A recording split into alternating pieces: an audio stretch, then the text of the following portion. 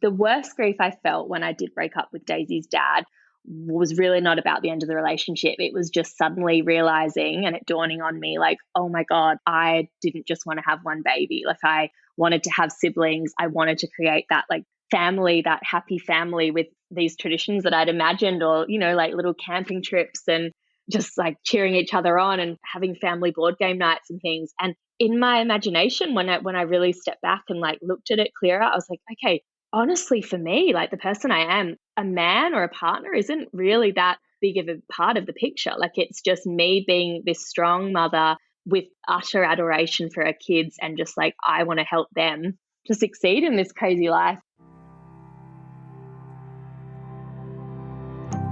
Ever feel like you suck at this job? Motherhood, I mean. Have too much anxiety and not enough patience? Too much yelling, not enough play? There's no manual, no village, no guarantees. The stakes are high. We want so badly to get it right. But this is survival mode. We're just trying to make it to bedtime. So if you're full of mom guilt, your temper scares you, you feel like you're screwing everything up, and you're afraid to admit any of those things out loud, this podcast is for you. This is Failing Motherhood. I'm Danielle Bettman, and each week we'll chat with a mom ready to be real, sharing her insecurities, her fears, her failures, and her wins. We do not have it all figured out. That's not the goal. The goal is to remind you, you are the mom your kids need. They need what you have, you are good enough, and you're not alone. I hope you pop in earbuds, somehow sneak away, and get ready to hear some hope from the trenches. You belong here, friend. We're so glad you're here. Hey, it's Danielle. By the end of this episode, you are going to be as in love with Emily as I am, if not for her accent, for her vulnerability, and for all of just the open bookness that she has about her journey and her story. We are just so honored. We are so honored to have her today. And we jump topics and we cover a lot in this episode. You are going to be on the edge of your seat, just waiting to see how this all plays out. The main things that we are covering in today's episode are her journey towards solo motherhood with her second daughter and everything that went into it, and just kind of peeking behind the scenes of what that decision is like and how she went about it. We also talk about her experience with PMDD, the hormonal disorder, and she kind of paints the picture of what that's been like for her and how she's managing it, and what advice she has for you if you have these mood swings that, you know, correlate with your cycle. So much wisdom to share. And then she has a really, really cool project that she is just starting to launch called the Love Mom Project. And I can't wait for you to hear about it. You're just going to be like, why did I not have this already? And we don't even get to that until like an hour in. So buckle your seatbelts. It's going to be a wild ride. And I can't wait for you to hear it. It's so, so, so good. I'm just so thankful for this space we have here and that you are here listening and tuning into these interviews. It just says so much about the parent you are and how intentional you want to be, and just how much you value being able to learn from each other and compare notes and be able to do things differently for your kids and have some intentionality and some peace of mind along the way. So, so glad you're here. So let me introduce you to Emily. She is a solo mom by choice to two little girls, Daisy and Polly. They live on the sunny west coast of Australia, where they spend as much of their time outdoors as possible, relishing in these precious little years. Emily recently discovered a motherhood passion project she's been working on during nap time that had huge public interest, so she's just launched her business, the Love Mom Project, and she's very mindful of taking it slow, staying on top of hers and her kids' mental health, and finding a happy balance between business and mothering. In this episode, she shares how she's been able to differentiate depression and anxiety from a hormonal disorder, which I think is definitely not a conversation we're having enough. She talks about what she does to ask for help and some of the resources that she's tapped into. So I'm so excited to share Emily with you. Let's dive in.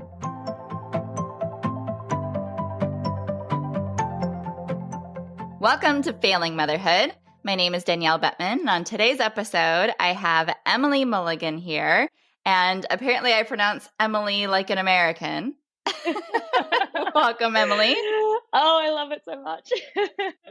She is from Australia, and so she's at the end of her long day, and I am just beginning mine, and to me, it is the coolest thing that we can connect on the internet, but we have wanted to connect for a while, and we can talk about so many things. So we are going to do our darndest to be diligent about managing our time and getting to the really good stuff that we can talk about today.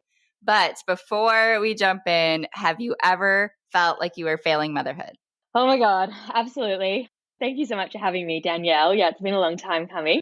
So yes, yesterday at the swimming pool, I dared to break open the chips. Oh, you call them French fries, like the little box of hot chips. It's like our tradition after we have swimming. Yeah, my daughter, she just absolutely went to town. She had about a 45-minute tantrum meltdown, screaming at the top of her lungs. And I just was there with her, trying to get through it, trying to tell her, I understand, the cardboard is now ripped up. It wouldn't matter. It didn't matter if I went and got a new box, nothing would work. So I was just there getting all the judgment and all the pity looks from the other parents. And yeah, so it's pretty much day after day. There's a time like that when I feel like I'm failing with her, especially. She's your strong-willed one? Oh my God, yeah, that's how I found you originally. Yeah. Yes, you're not alone. Gonna make a great leader. And so is the culture there just as judgmental of parents as it is in America? Like, do you feel the eyes staring at you? Yeah, especially the older generations, absolutely. We got asked to leave like a little play group that was run at a community centre by some elderly people. They just said it wasn't appropriate that my daughter was crying and behaving the way she was. Oh, lovely. And I know they were like, if you could just take it outside, and she was just sobbing over something. And I was just being there with her, you know. Yeah, it's something I've had to really get through to my own parents, like that things have changed, and I really want to follow through with things that are a little more evidence-based and a little bit more like positive psychology oriented. So it's been a massive learning curve for me. You're speaking our language. Everyone's nodding along with you. Same. I know, same. Yeah, I think every country in the world. I know. I'm getting you after a nightmare of a bedtime, is what you said. Oh my God. Oh, that could have been my failing motherhood. Yeah, God. Like, I literally had to have my 2-year-old evacuated to my stepdad's house so I could do this at 9 p.m. because she was just like so manic tonight and would not go to bed. So there you go. Figures. Another fail, but chalk it up to one more in the books. You're good.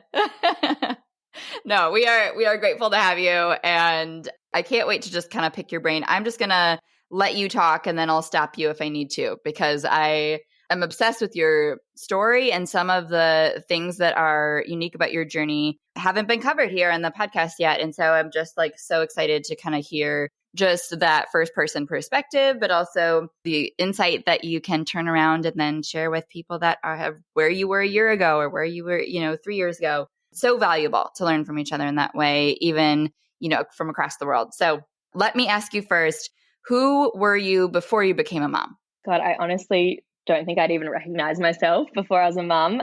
I was an interesting one. I always was such a high achiever, but nothing I did ever really felt good enough for myself. So was that classic straight A student, uni and high school. My student loan is about $70,000, which actually might not seem like much to you guys, but for me, that's like having dipped into about 6 different degrees and barely ever finishing anything. I just always had these aspirations and didn't quite know how to persevere through them, that classic impostor syndrome, and just wanting to stop doing something before it was too risky to fail, if that makes sense. Totally makes sense. So yeah, the last thing I was doing before having kids, I went and did a master's in professional writing, and I was looking at the cathartic effect of writing on mental health, and particularly whilst traveling. And I was meant to be doing a travel blog whilst living in South America.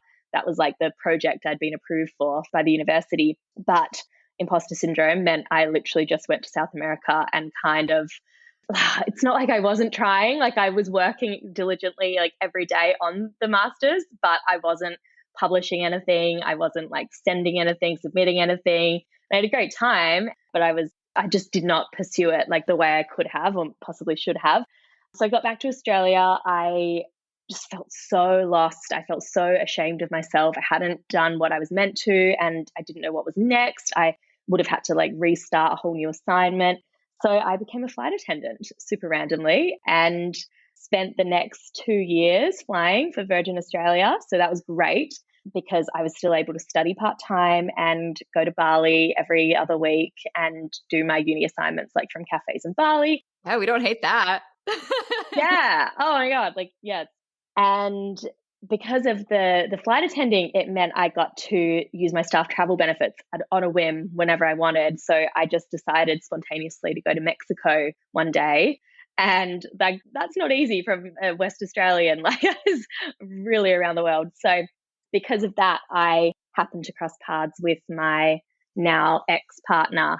And that's kind of, yeah, if I hadn't ever gone to Mexico and met him, it was literally a sliding doors moment, then I wouldn't be a mum right now. So, and it wasn't in that night that we met. That's always people are like, oh, okay. And I'm like, yeah, we met for 12 hours. I'm like, oh, no, sorry. Then it was a year later that we re-met and she came to be.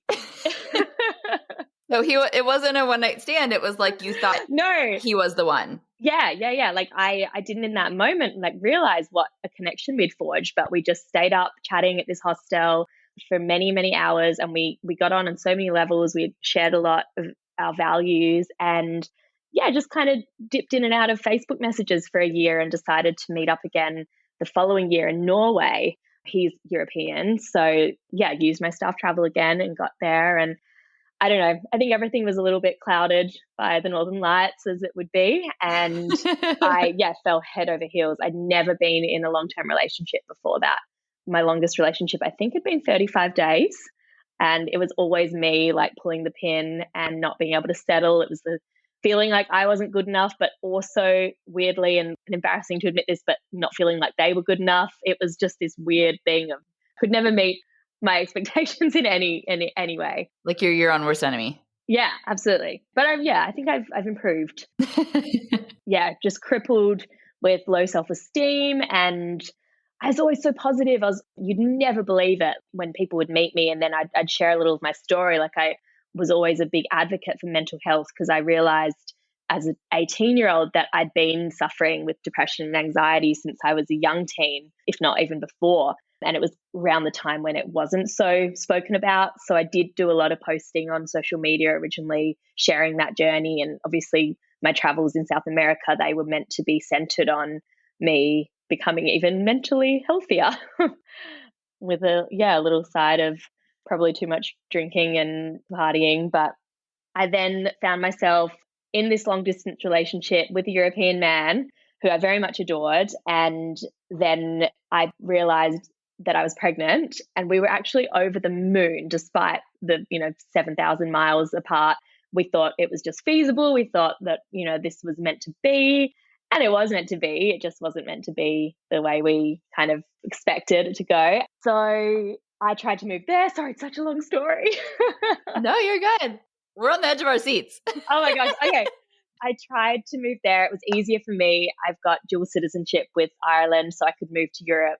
But once I got there, I just became so immediately clear that we were not going to last, that our personalities just clashed far too much. We'd only ever seen that beautiful, bright side of each other when we're on these romantic little getaways around the world. And the honeymoon glow. Yeah. Absolutely. Yeah. And it was sad. Like it was a sad, sudden realization that we were just too different. And yeah, I feel like I was hit with a lot of grief in those like first few weeks. And I'd like just given up my whole life. Like luckily I hadn't quit my job with Virgin yet, but I had like taken a leave of absence and I'd literally moved, like sent in shipping boxes, like everything to Europe, and it was all on its way. That's a big deal. Oh my God. Like whilst in my first trimester of pregnancy with a guy I've probably spent like 3 weeks with in total in the same continent. So yeah, it was nuts. And it's classic of me to be completely impetuous.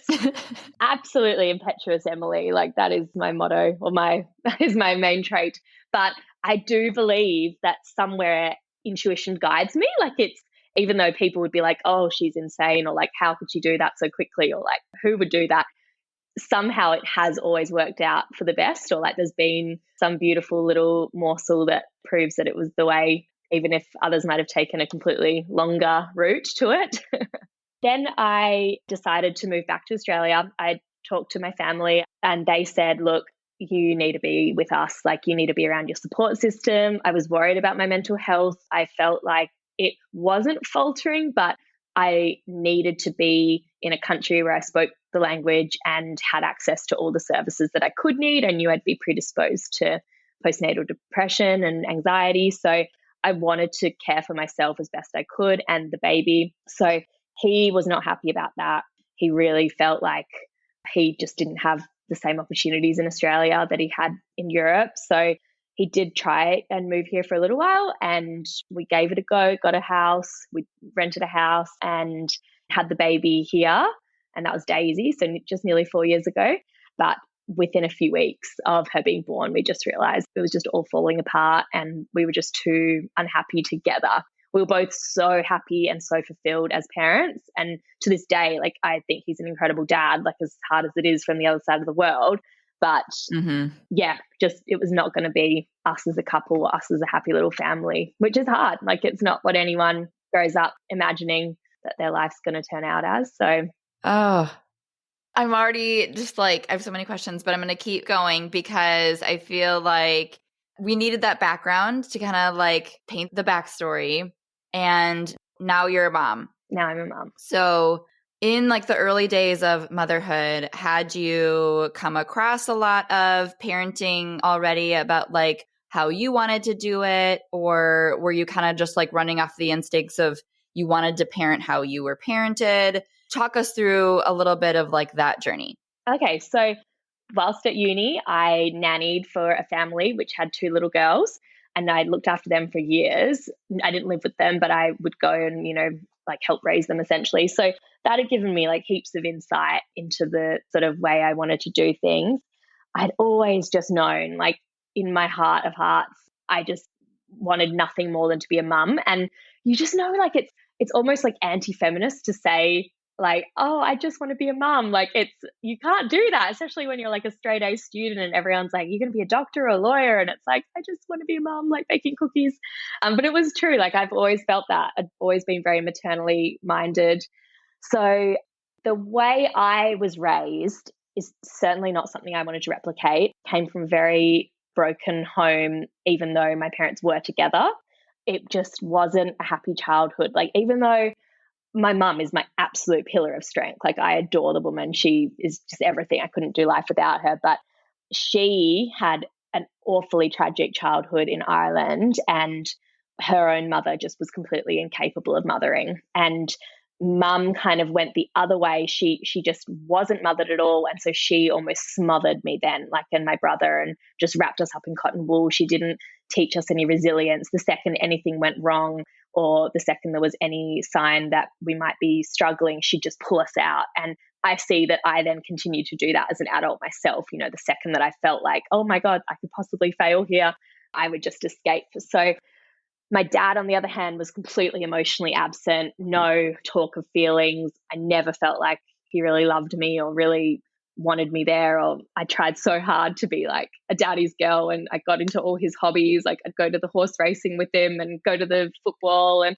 all of that, and played poker. Like, but it was just quite sad. Like, looking back, I don't have many like happy childhood memories. So I always knew, right, when I'm a mum, I just want to start creating like happy traditions and just have this like infusion of just like optimism and love and encouragement and compassion and curiosity for who we all are, and like never going to shy away from emotions, like never going to be scared to show the kids that like this is anger and this is sadness and this is like absolute despair, but we will get through it together. I just wanted us to be a real team and a real little family unit, which I feel like I didn't quite have.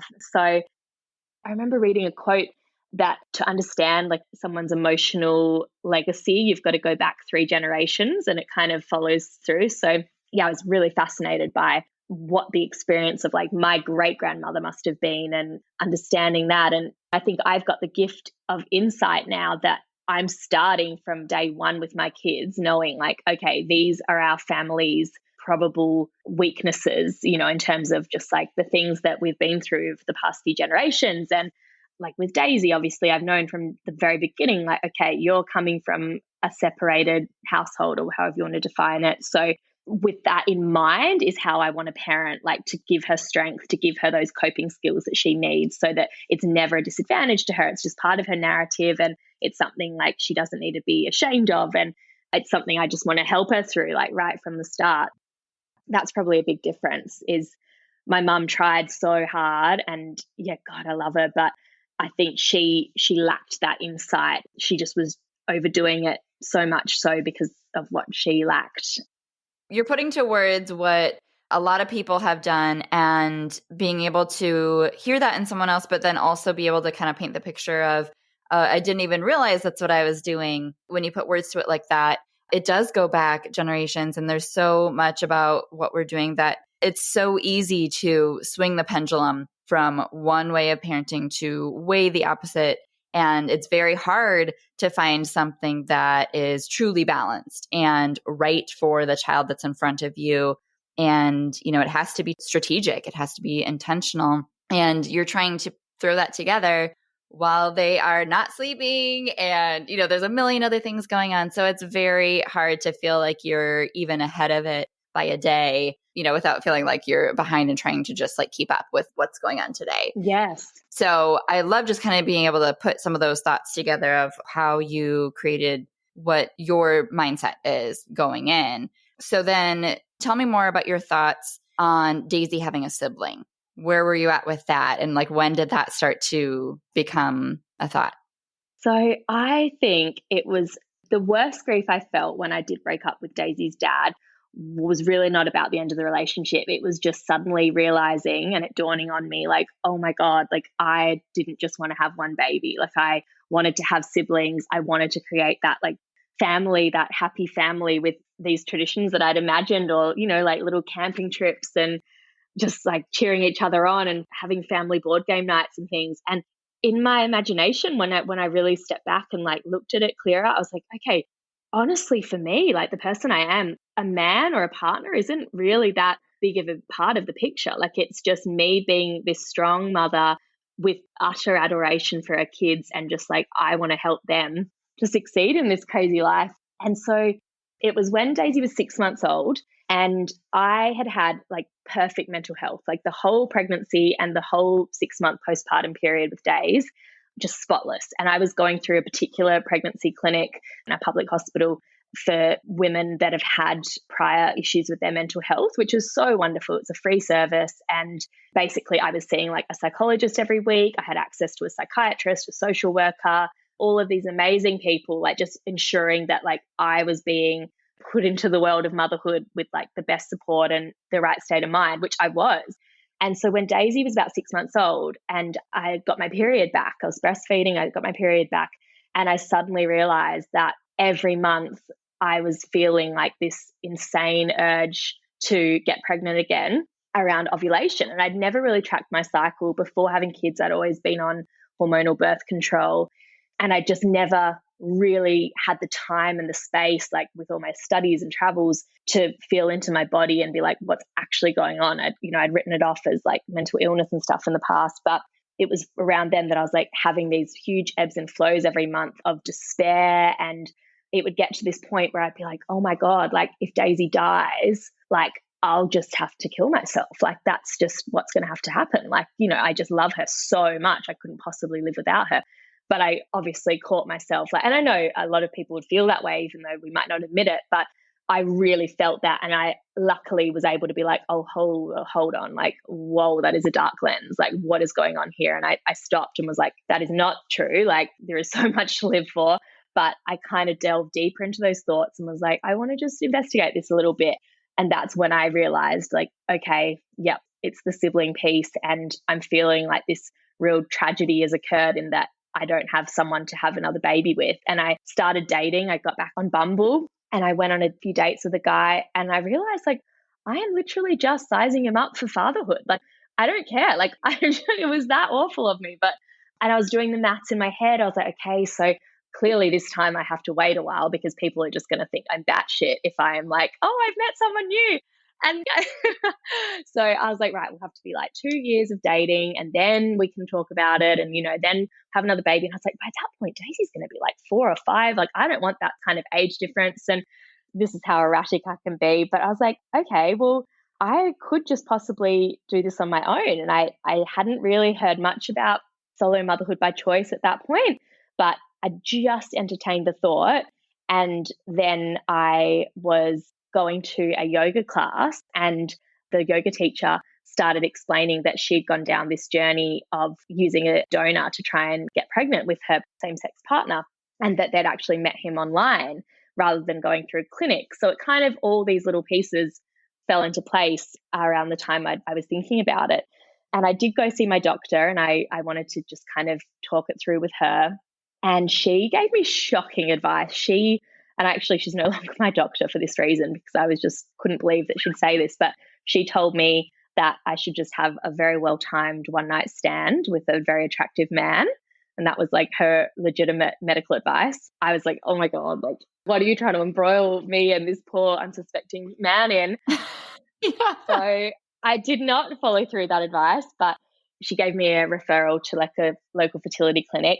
But then I was just thinking more and more about it. And I was thinking, I wonder about this Facebook group, which the yoga teacher had talked about. I said, I don't have any known fertility issues. If I can get it all right in terms of meeting someone who I see like the good things in his character and really understand like their motivation for donating their sperm, because it's a very bizarre thing. Like if we really pull it apart, like, yeah, it's a very strange thing, very generous. And God, like I owe him everything. I also talked with my parents about it and I got my mum's blessing. She just thought, you know what, you have just absolutely shone, like ever since becoming a mother, like no one had ever seen me this happy and so fulfilled and just not understanding like, why was I bothering before? Like I was trying to strive for this perfection, which clearly doesn't exist in life. And then yet in motherhood, everything felt perfect with, I can't even describe it. I can't put words to it. Like I'm just truly, I'll get emotional because I just felt like I'd come home to myself. And after all these years of not knowing who I was or what I was trying to do, and it was like I was at ease and I was at peace and it was just the biggest blessing. So they supported me in that decision. And it just so happened that it was around the time of COVID and I got given a huge redundancy payout from my employer, from the airline, because airlines had obviously shut down around the world. So that was an incredibly lucky thing to have occurred. And it just put me in a financial position to really be able to go forward with trying to conceive again on my own. So I did meet a donor. I kind of made an almost application post in this Facebook group, which had about a few thousand members in the group, like a local Australian sperm donors group. And I got lots of messages in reply. Some people probably had questionable characteristics, but a few of them just seemed like really honest guys and just doing it for the right reasons. So I messaged quite a few back and forth. And then there was one in particular who just kind of really fit all of the indicators you were looking for. Yeah, just like he just sounded like the kind of guy I was looking for. He had his own kids who were already grown, like they were in their late teens. So he was just donating completely altruistically. So in Australia, you can't be paid at all for sperm donation or egg donation. That includes sperm banks. So I guess that takes a big reason out of going to a sperm bank. And that was true for my donor. If he was going to go donate at a sperm bank, then he wouldn't have any say in like who it was going to. It would just be like a free for all. And there's extensive waiting lists anyway, because there's such a shortage. And of course that would be because you're not paid. So he liked the notion that he could meet a potential candidate who was wanting to like be a mother or mothers. So I met him and we signed like a legal contract and he got all the necessary health screens done. And, I was able to really question him and I could really gauge his sense of humor and his personality. And just, it was a really incredible thing to be able to do that. Whereas if I'd gone through the fertility clinic, I never would have known. I wouldn't have even ever seen his face, and definitely would never have like heard his laugh or heard about his life and his parents' lives and all that kind of thing. So it was absolute gift. And so I impetuously, yet again, I didn't want to wait. I just, as soon as Daisy was 1, I pretty much started tracking my cycle and thought, I just want to do this. I think everything has like pointed me in this direction. You know, at that point when you've only got one child and they're only one, like you think, oh, there's just almost an adult now. Like they're growing up. Like if I don't do it now, then when? Like anyway, now I literally laugh. I'm like, oh my God, what were you doing, you kook? But I'm glad. Like, but I remember looking at her and being like, oh, she's just so grown up. So I had a very classy exchange with my lovely donor where he handed me over a nice little specimen jar in a cafe car park around the corner from my house, and I rushed home. And I honestly just had the most beautiful little experience of impregnating myself, I guess you'd say. I just had a little ceremony. I journaled for about an hour. I had like a really amazing playlist on, and I just like paid my respects to everything that had happened that had led me to that moment, and my gratitude for my body and my mind and my spirit and my family and Daisy in particular, just like thanking Daisy for making me a mother and making me love motherhood so much that I actually wanted to do it on my own, like further and get deeper into it, on my own. Yeah. I just felt like I had that strength. So I was so fortunate. I only had to do it one time. And 2 weeks later, I just could not wait. I was peeing on sticks from like 8 days post-ovulation. And the good thing was actually all my pregnancy tests were negative for like many, many days in a row. It was negative, negative, negative. And I was so disappointed. And that's like a risky little game to play with myself. But I think it was good because it just showed me like how deeply I really did want it. And it was like really this like deep intuitive feel like, okay, this is the right decision for me. And then it turned positive and I was like, oh my God. So yay. I was literally over the moon. I would have pretended that I didn't care what gender it was, but I 100% wanted another girl. So that was like so wonderful. The idea of having sisters, like raising sisters. I'd never had a sister and I just, could not have scripted a better life for myself. So yeah, I was very, very lucky. So that's how the second pregnancy came about. Yeah. Oh, the girl mom in me is so agreeing because I have 2 girls 15 months apart. I don't have a sister, and there's something magical about it. I feel like just getting to see them have each other, it's just the best. I so agree. Oh my God, it is. Oh, it's so good. They don't even know it yet. Like that's the beauty of it, Yes, they don't know anything else, but it's just a joy to parent. It really is. So I can totally see. Okay, so I love that. Like I said, we are still on the edge of our seats. We are following along your whole journey. And it's just such a gift to get to hear the 100% raw, this is my story version, especially something that you'll never get to experience yourself. And so being able to know what that's like and what your thoughts were and what that took, we so respect it and appreciate it so much.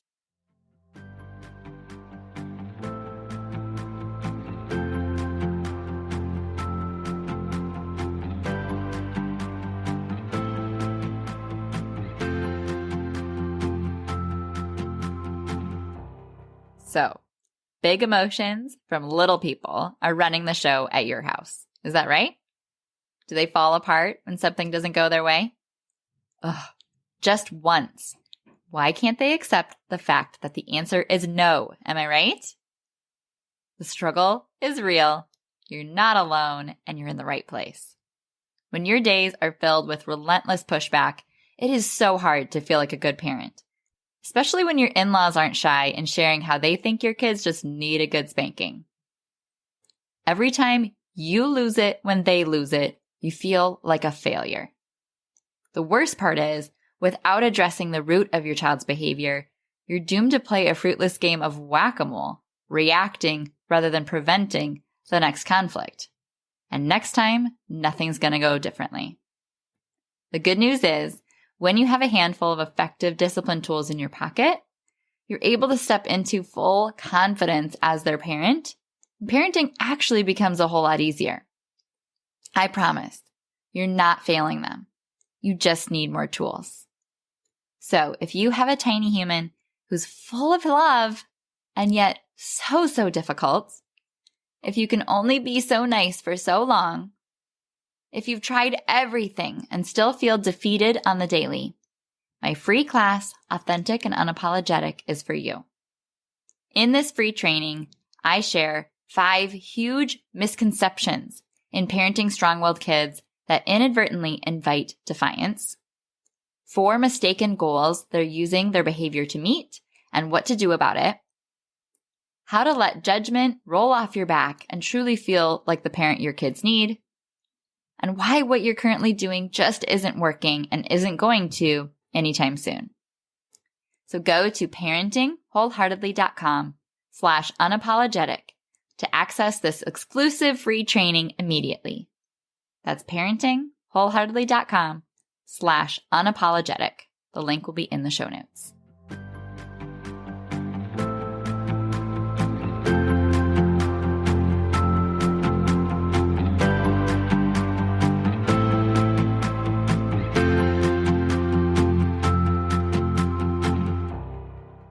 The next piece of your story I really wanted to delve into was the PMDD. And I feel like you alluded to it a little bit, but talk us through some of the symptoms that you started discovering and kind of like how you realized that's what it was and what was that like? Yeah. So yet again, when I conceived Polly, it's like immediately my mental health just went back to being like a plateau in a good way. So like I mentioned, when I was postpartum with Daisy, up until the point I got my period back, I was completely well, completely normal.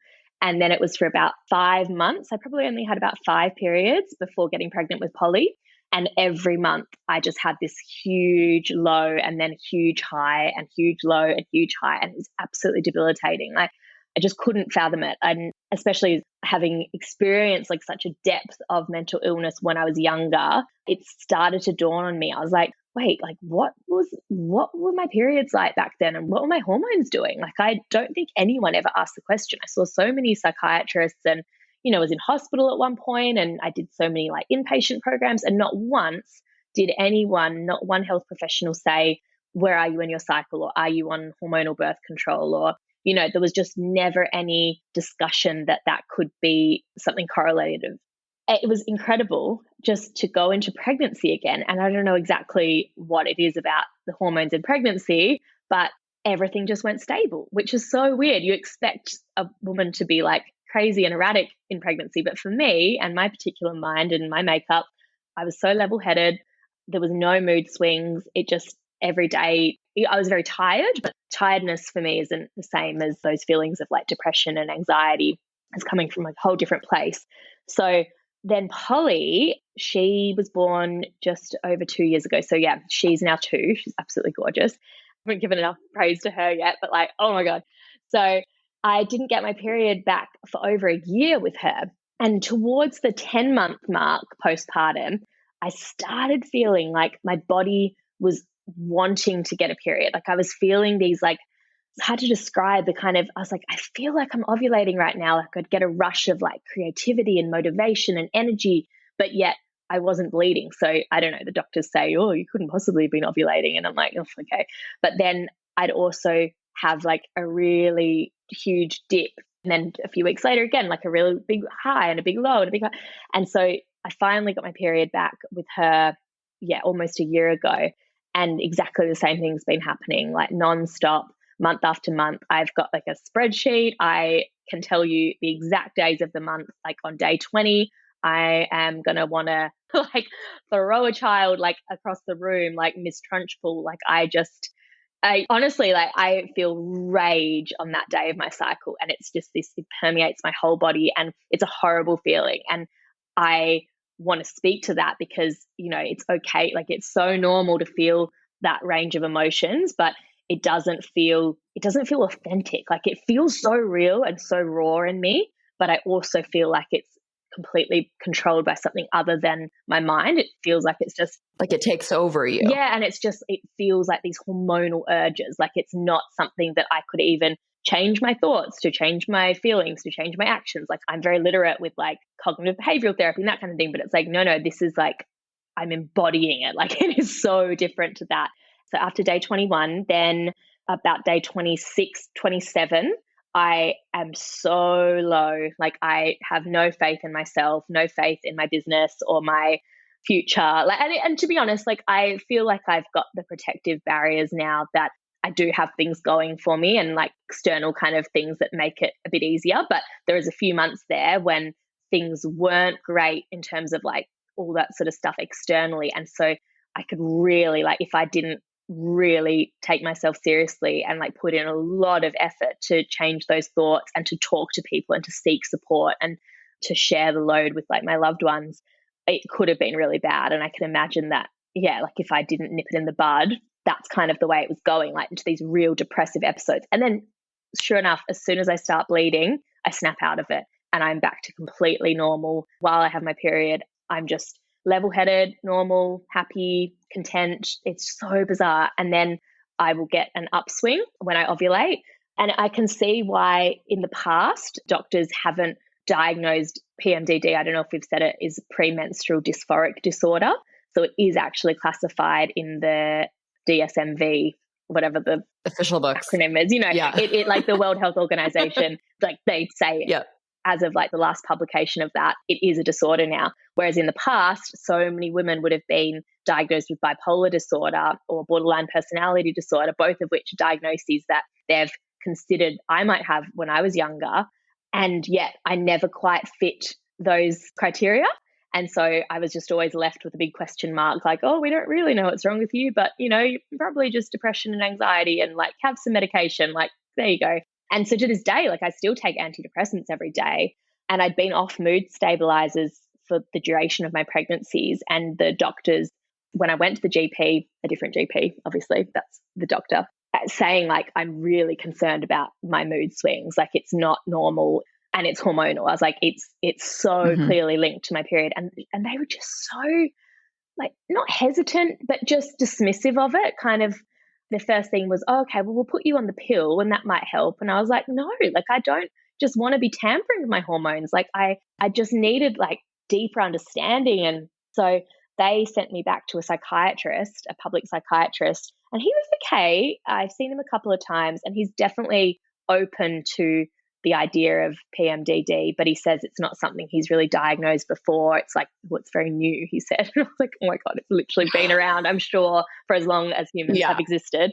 But yeah, again, he just wanted to take that medical approach and prescribe me back on the mood stabilizers. And I was saying, well, what about like, I want to see a naturopath and I want to like really track my hormones and see like exactly what's going on and like what could we supplement it with? And, is there anything else? And yeah, it's just such a shame that, to do all those kind of like alternative therapies, none of them in Australia anyway have any kind of subsidy. So you're like hundreds of dollars out of pocket for like every session that you might want to see an alternative health practitioner. So for now, I am just kind of going through the motions. Like it's something it's controlling my life to an extent in that in my calendar, like in my iCal, I have like every day numbered like in advance. And if my period ever is like slightly off, I'll just change the days. And I try to plan for mothering and life and socializing based around, okay, I know that I'm going to be in a real wintry mood like those few days. And look, I can hide it. Like I can easily disguise when I am feeling down. Like you wouldn't be able to pick it. But for instance, like I certainly wouldn't have scheduled this for any of those days. Right. The high or the low, like the high days, I can wake up at 2 a.m. and work for 5 hours before the kids wake up and carry on, and it's beautiful. In some ways, I'm like, oh, more of that. But it's also not sustainable and it doesn't feel real. It doesn't feel like, it doesn't feel good for my body or my mind. I'm sure it can't be good for the kids. It's just not long-term sustainable kind of thing. So so I have to plan around that. I have started seeing a naturopath and I'm just honestly saving up money to do the like $1,000 hormone cycle testing thing. That'll be like the first point of call that we do together. And she's amazing in terms of knowing like the kind of supplements and the kind of diet I should be having once we figure out which of the hormones it is that's really causing the lows and the highs. I guess I just need to empower myself with more knowledge. And I'm just reading a lot of books, listening to a lot of podcasts, just trying to figure it out, because it's just, I will not be hostage to this for the remaining of my menstruating years, and like, God help me when perimenopause hits, like, I'm sure that's not going to be fun. Yeah. Well, it feels like something that is controlling you rather than you being in control of it. So it makes sense that to you, it feels like something that with more education and understanding, there's more of a sense of control, even if, that doesn't impact the symptoms to the extent that you would like to see, at least at this point. It's totally like a relationship with it that you're trying to seek that is empowering rather than disempowering. And I'd love to ask about that a little bit more with kind of your relationship or your perspective around it. When you started to realize that this was really what was happening, that it was undeniably linked to your cycle, how did you start to detach from that it isn't me, that this is my fault, or especially with the impact with parenting? Like, of course, it's going to affect who you are as a parent on those days throughout your cycle. Yes. So what did you do with that as it started to become a real issue? God, good question. Yeah, I mean, it started feeling horrible. Like, on the days before my period, I could not have imagined anything worse than like playing with the kids. And we're a very playful family. Like, from the beginning, like being so involved with their imaginative play. And it's just something that they look to and expect. And like, they deserve to expect that, because I'm the one that kind of set it up for them from the beginning. But I just, like, they'll be begging, or Daisy will be begging me to like be the triceratops. And I just, like, it's either the rage or the despair in me. And I have just found myself like sobbing in playgrounds, but not wanting to like scare them, but just trying to open up to them. So I just label it as clear as I can to them. And I've said, mummy finds it really hard some days. Today, like, my emotions are that I'm feeling really sad, or I'm feeling a bit angry today. Like, I know I should really stomp my feet out. And, I kind of, the same way when they're having their huge emotions, a similar way that I would try to guide them through it. I just try to give voice to that.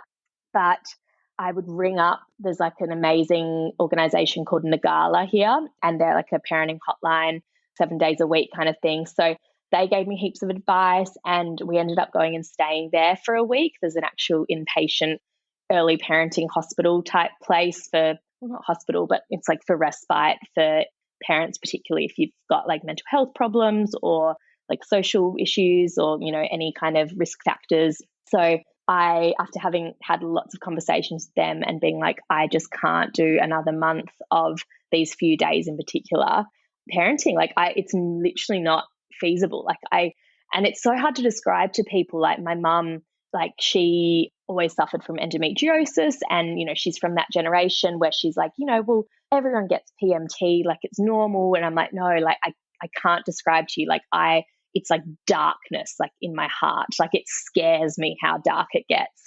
And I have to like be so clear and articulate that so well. I'm like, it's not just, oh yeah, I'm a little bit like annoyed today, or like a little bit fragile. It's like, I want to ram that car in front of me. Like, if they, and I guess again, it's, people are probably like, yeah, I feel that too. But yeah, I don't know how to give enough, like how to convey strongly enough. It's so severely, such a complete departure from like how I usually am, and like who I know myself to be, like truly who I know I am.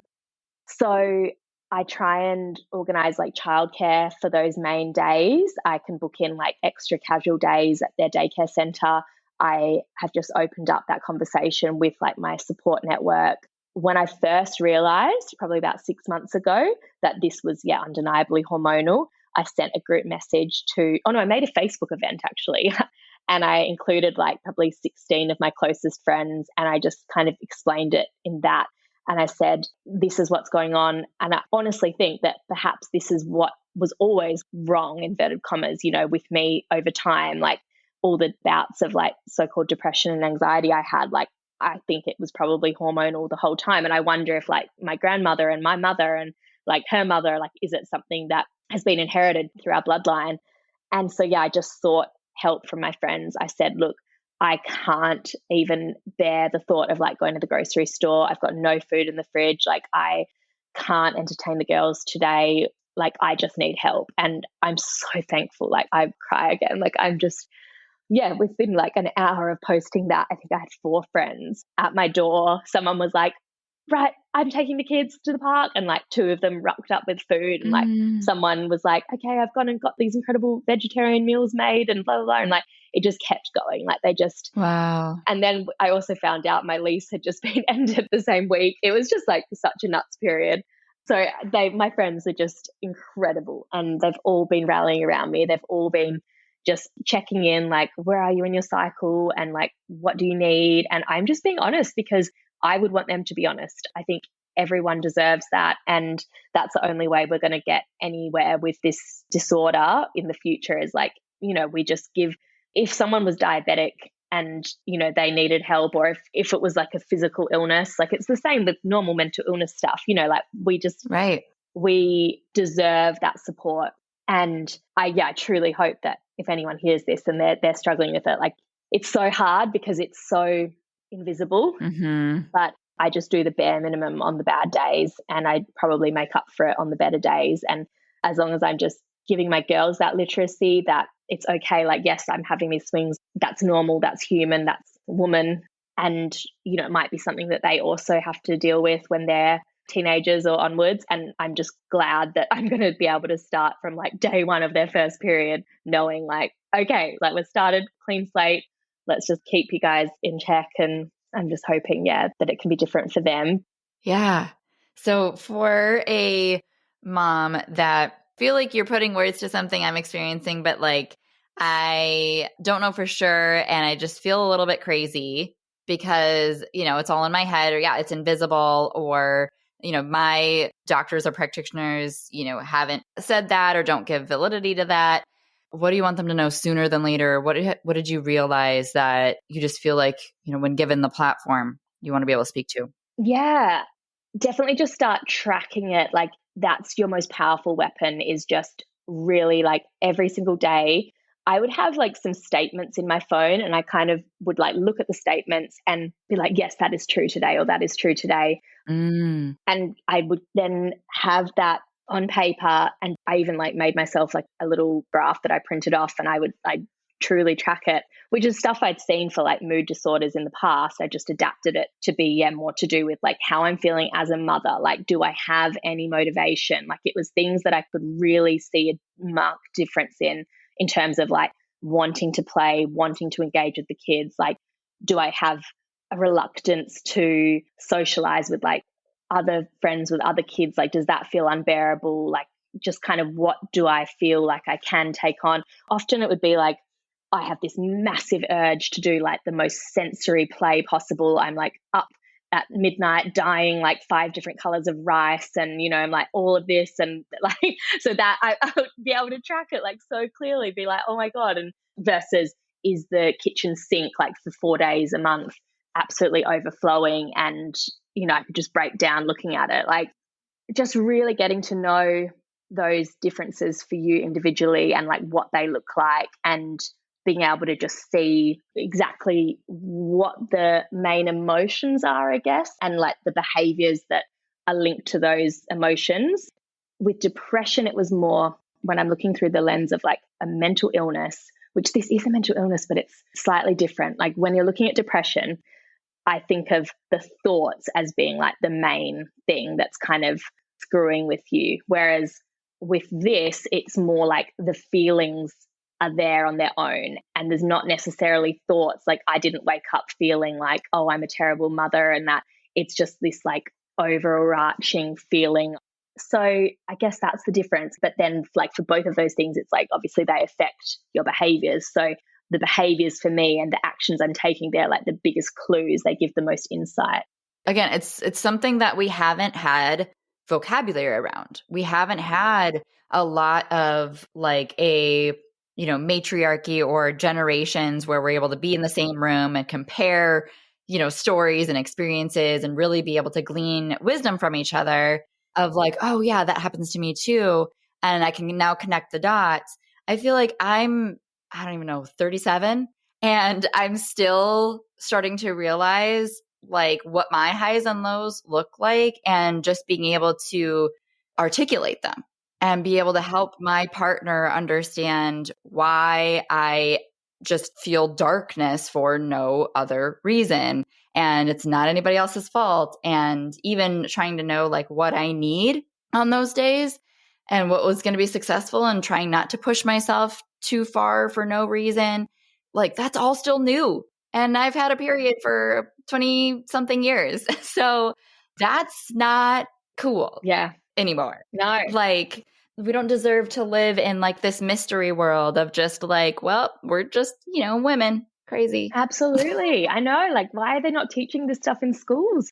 Like, as if you need the algebra, but you've got the Pythagoras theorem, but fucking like, definitely need so much more education about it. And it was such a squirmish topic. I remember like maybe one health lesson when you're 12 talking about the period and like how to use a pad, but like that's not useful. Yeah, like we need to, because you can actually harness it. Like I have found it's also a beauty, like in that knowing when my upswings are going to be, even though I feel like they are too up, I still know that like they're powerful and they're like when I can make huge changes and I can do big things and scary things, and that's great, and like they're the days I'm going to like plan to take the kids to the theme parks, and that's awesome. That is a really empowering thing as well. So it's not all bad. It's like learning to surf the wave almost, like surfing. Love the hand gesture. Yeah, everybody can see it, obviously. No, that's in raising girls. I feel like it's definitely something I want to empower them with way sooner than later, like you said. And that's going to be such a gift. Like our generation is doing most of the heavy lifting and trying to make these changes possible on a bigger scale. So we need each other. We need our stories. We need to be able to compare notes. Yes. It's so, so, so important. One other random thing you had mentioned that I can't not address is you said ChatGPT has made you a better parent. Oh. What are the tips? Yes. Like unlock them for us. Oh my God. It's truly like, okay, so my brother, he's my tech guy. He told me about ChatGPT like in its very early days. And I should have capitalized on this. Like there is so much from it. Basically, it's going to take your job, Danielle. Like, I'm sorry, but I've asked, I should have pulled up my history on ChatGPT, but I've been like, Daisy is having a meltdown because she wants the pink plate. Using positive discipline approach, how can I help her through this without her assaulting her sister, blah, blah, blah, blah. And it will be like, okay, here are your 12 steps. And it's bang, like that. Like, it's so hilarious. Wow. I've used it for incredible things, but also, and this has been even better, like I was saying, how engaged I am with the kids and they're playing, particularly on my down days. I can't keep up with them and I don't want to. And like, for instance, Daisy also really loves trains, like with her little like Thomas and Tank Engine or whatever his name is. And she always wanted me to like make up storylines for Thomas. And when I am lacking in imagination, I have now got a file on my phone. Like there's a file trains, there's a file for dinosaurs, there's a file for her Sylvanian families. And basically, I've had ChatGPT compile a list of like 40 storylines to play. And I've given ChatGPT like the specific trains and specific characters that Daisy has. And it makes up these like complete stories. I've even gone so far as to be like, okay, but I want to really like pull out some morals here. And like, how can we teach empathy and compassion? And how can we model like being a good big sister and blah, blah. And it's incredible, like what it can do. Like I'll have to send you some screenshots of what I've got because it's beautiful. It really is an amazing technology. It's absolutely crazy. Even just to be like, okay, I have got fussy eater children in the fridge. I've got eggs, cheese, tomatoes, spinach, and carrots. Tell me like an easy recipe I can make for my children. And it'll just like give them to me straight away. Like so good. Wow. It's fantastic. That's so cool. Well, we admire you for being able to harness that technology before the rest of us. I know I've experimented a little bit, but I very much have a lack of object permanence brain. So if it's not like on my home screen, I just forget it exists. So to me, I have still not even tapped into the potential. I'll ask it sometimes for like podcast titles to like generate them on certain topics so I can kind of like write something a little bit better. But yeah, there's so much there. And I love hearing what that's like at your house. Oh my gosh. Yeah. Oh, it's terrifying. Like its capabilities. Yeah. It's insane. Okay. So that brings us to the last thing we are here to talk about, which is your new project. Oh my gosh. Yes. Where did that start? And tell us everything. Okay. So, well, sorry, it lights me up. Like I honestly get so excited about it. Yeah. The funniest thing, which like I didn't really delve into, is like the whole of my early motherhood was kind of tainted in a way by me wanting to have a business of my own. I kind of thought when I accepted that redundancy package from Virgin, like got enough education now. I'd done it like a life coach certification, and I imagined that like I could have some kind of career in coaching or in personal development. And I had all these different ideas. And as typical as I get, I just would like waste multiple weeks like fiddling with like Canva and my like websites and all of that sort of thing, and writing Instagram captions and then just deleting it all, not publishing a thing, or I'd publish it for like a day and then delete it. And it was horrible. And that's what I was just grinding myself up about, because I felt like I was just such a failure to the kids. Like I didn't think it was fair for them to have this mum who just had no potential, in my opinion. And it was so hard because the further it got from having been at university and the further away from like having worked for Virgin, like even at Virgin, I'd had like other little roles to do with mental health and wellness. And so the longer I was leaving it, being out of like a career when I hadn't even really had a proper career, I was just starting to kind of get scared that like what was life going to look like for me, having been such a highly driven younger person and living in this time where it's not necessarily celebrated just being a stay-at-home mum, even though no one else was putting that judgment on me. And like everyone was, you know, encouraging me and telling me what a beautiful mum I am. And I felt it. And I knew that I was my absolute happiest as a mum. Like, you know, it's something I proudly admit. And so that was like kind of going on in the background. I was spending all my time away from the kids working on these like businesses in inverted commas because nothing was coming of them. I'd do like a few free sessions for people, but then panic and never contact them again and just literally ghost them. And like, it was awful. Like, I just don't know what I was doing. Then in my spare time, which wasn't much, but often when I was like nap trapped, when I was breastfeeding Polly, I started really thinking about the legacy I wanted to leave my girls, and in particular Polly, because I have like knowingly, willingly deprived her of another parent. You know, I think that's a huge responsibility I need to accept.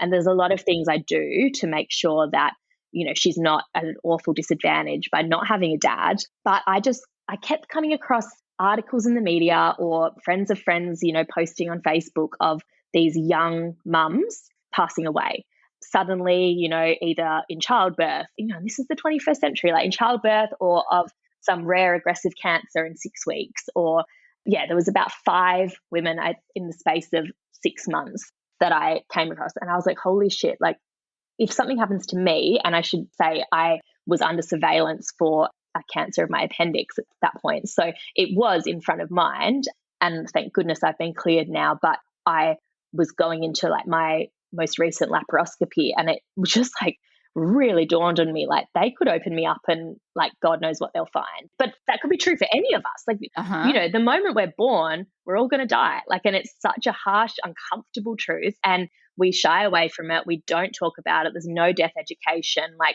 we just live in this little like hopeful imaginary bubble that, you know, of mortality. But the truth is, like, statistically speaking, like some of us have to go, you know, before the curve. Like, it's awful. Yeah. So basically, while snap trapped, as I was saying, I started compiling this just like love-filled file for the girls. And originally it was like little bits to do with like each age they were going to be, just in case something happened to me, be it the cancer or me getting hit by a car, walking to get a coffee, you know, whatever. So it was like all these ages that they were going to turn. I was just reflecting on the wisdom that I'd gleaned being that age, or like some of the key memories I had that I hope, and I still hope, that I get to share with them when they are 6 and when they are 10 and 15 and 21. But just in case, especially because there's no one that knows me inside out the way that I'm sure a lot of mothers do have a partner, I just wanted to protect my legacy. I wanted to give them the best chance they had of like knowing me, of knowing the women in their family history, and especially things like to do with these hormone problems and the mental health stuff I've been through, and my knowing that I was so predisposed to like judging myself so harshly. Like, I'm sure that they're going to face those struggles too. And Polly, like, I really wanted to make sure that she could understand like why I chose to have her, like why they both are the light of my lives. So I was like love letters to them and little bits of wisdom. And I gradually compiled like all these different pieces of advice. And I told my brother before that laparoscopy, I said, look, just by the way, like, I know I'm being a bit like, it doesn't have to be all ominous, but I do have this file. And he looked at it and he got really emotional. And he's like biggest cynic. He doesn't want kids. He's like not into it at all. But he was like, fuck him. Like, this is incredible. Like, I cannot believe you've done this. Like, like, whoa, like, I cannot believe this. But he, like I said before, he's also the tech guy. And he's like, but hang on, I can like make this way, way, way cooler. And I was like, what do you mean? And so he basically brought me into this like whole software land of making this whole like database, almost like portal into who I am and who I've been and who I want them to be. And he helped me learn to like code it and automate it and put all the dates in like automatically. And basically now I've got little cards for all the milestones that they're going to reach. So like when they graduate high school, when they have their first baby, and it doesn't have to be like this huge daunting process that you go through. But it's like, if you're waiting at the doctor, instead of looking at TikTok for 5 minutes, like get out your project and just be like, what do I feel inspired to write today? And you can look at all the topics that you've said, like, oh yeah, I want to do that. I want to write that one. I want to write that one. And, that day you might just feel inspired to be like, oh yeah, like I loved playing netball in high school. And like, you can do voice recordings, you can post videos, you can post photos. So basically I developed that. And then in a Facebook group back in April, I saw an anonymous post from someone who said that she had terminal cancer and that she was looking for some budget keepsake ideas. And I commented saying, look, this is like perhaps a bit like geeky of me, and it's something I'm only doing like, for myself and my girls. But if you want, like, I'd be honored to like make you one for your daughter, like not at all for money. Like, this is just, if this would be helpful, I'm not sure. But I posted a few like screen grabs of like what I was doing for my girls. And I woke up the next day to hundreds of comments, hundreds of messages and likes, and people, this group, it just like taken off. It just went nuts.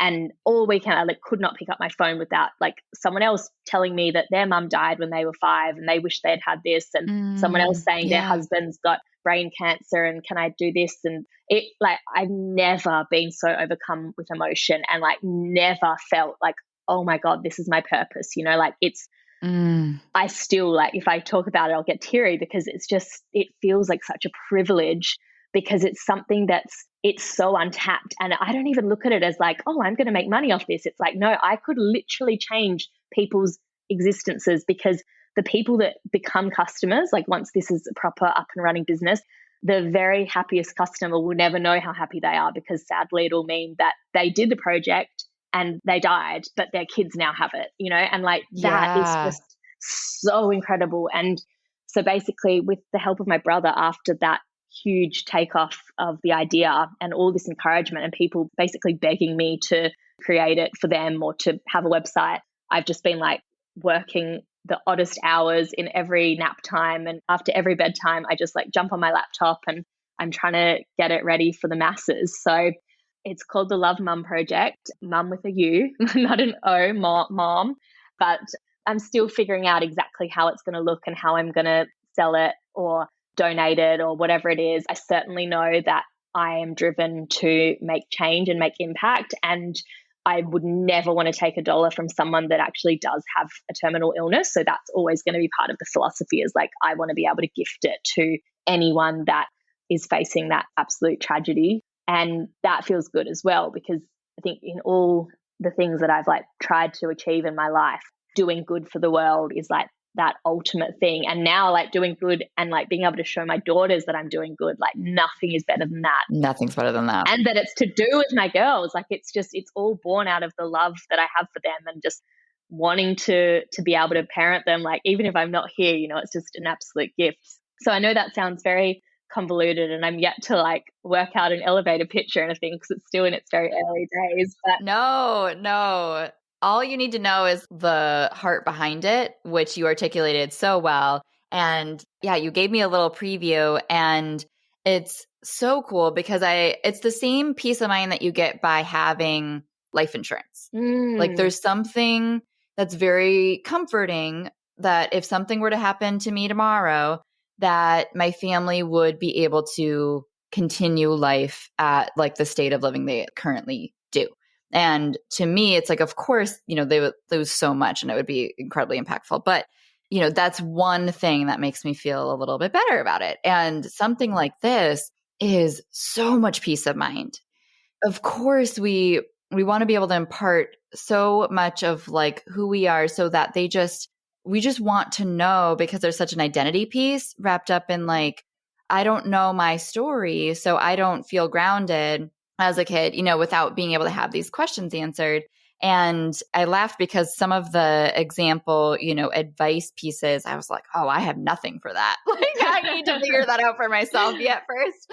But so much of it is like, oh yes, I know exactly what I really want them to have as like takeaways for their body image or takeaways for, this particular aspect of their life. And it's truly so needed, so cool, so excited to support you in getting to kind of share that message with as many families as possible, because we deserve to feel like a part of us lives on in a way that is so meaningful to our kids. Yeah. Oh, thanks, Danielle. Yeah, no, I'm just lit up. Like I'm so excited to see what unfolds from it. So thank you. Yeah. So if and when, you have everything running, we're going to have everything linked in the show notes for future listeners to be able to jump in and start theirs. So definitely go track down Emily on her Instagram or her website and start yours, because I think it's going to be so cool. And yeah, hopefully it's, something that you get to refer to while you're still here. Exactly. It's never going to be a waste of time, because even if you're the one that's like giving it to them and they're 21, you can like laugh about it, and it's just beautiful, and it's so cathartic. And it's funny, it goes back to that master's project I was working on about like writing being cathartic and how good it is for your mental health. Like I'm a very reflective person, and it's just done wonders for me to be able to like really pull apart those key defining moments in my life, and like the heartbreaks and the triumphs, and gift that to not just my kids, but like pull the lessons and the positives and in that hindsight. And oh, even if, doesn't ever go anywhere or feel shared with anyone, it's still good for you to do. Yeah. Clearly you've put a lot of thought into it, and it shows. And it's only going to grow, I think, in the ways that you're able to use it. So I'm really, really excited for you. Thank you. Oh, yeah. Okay. So to wrap up, the very last question I ask every guest is, how are you the mom that your kids need? And I feel like you've answered it the whole time, but you can speak to it one more time. How are you the mom that Daisy and Polly need? Oh, you know what? Bringing it back to how one might have said that I was failing motherhood at the pool yesterday, I also think it was just such an amazing example of being like that mum that they do need. Because as much as my mum would have tried her hardest, like I would have been so badly told off for behaving that way. I would have been shamed. I would have been told like, look at everyone listening at you, like you're carrying on, you're so embarrassing, blah, blah, blah. And I would have been punished. I would have been dragged out of there, or, like being told like, wait till your father gets home and that kind of thing. But instead, I just was, oh God, don't get me emotional. Like I just, I reflected on it afterwards, and I was like, all that came out of it at the end of that huge meltdown was a huge hug with me. We made a compromise that we were going to make some smiley chips at home in the air fryer, and that I was proud of her because, it had felt really yucky to be so upset about the box. And, I was able to put it in my memory that next time I wouldn't break up the box the way I did. And, we just walked out of that pool hand in hand, her skipping and laughing. And I just was like, you know what, we've bonded more over this. And Polly was there witnessing the whole thing. So it's kind of, hopefully will flow on positively for her too. So I think that's the mum they need, like someone that is like present in the moment and has that insight to be like, I am raising you for the long term, and I know you're going to be these remarkable women one day, and I'm just going to try and incrementally feed you with the support you need and the love you need to get you there. And hopefully I'm there with them, but yeah. Oh, so beautiful. They're so lucky to have you. Make sure you save the link for this episode in your Love Mom project for them so that they can listen to this someday. Yeah, I will. Oh my goodness. Absolutely. Yeah. Oh, so cool. Thank you, Danielle. Thank you, Emily, for your whole story. Again, I feel like this was just still a snippet of your wisdom and your story. And, we had to compile it into an hour. So thanks for coming along for the ride and for being so vulnerable and honest, and just your willingness to be here and to support what I'm doing. It's just, I admire you so much. You're clearly such a good, intentional mom, and just phenomenal in the ways that you are self-aware. I just can't say enough about how thankful I am to have you. So. Stop. I'm embarrassed. You're so beautiful. Okay, so before we keep gushing, we'll hit end record. But again, thank you so much for your time, and I'm so excited for this episode.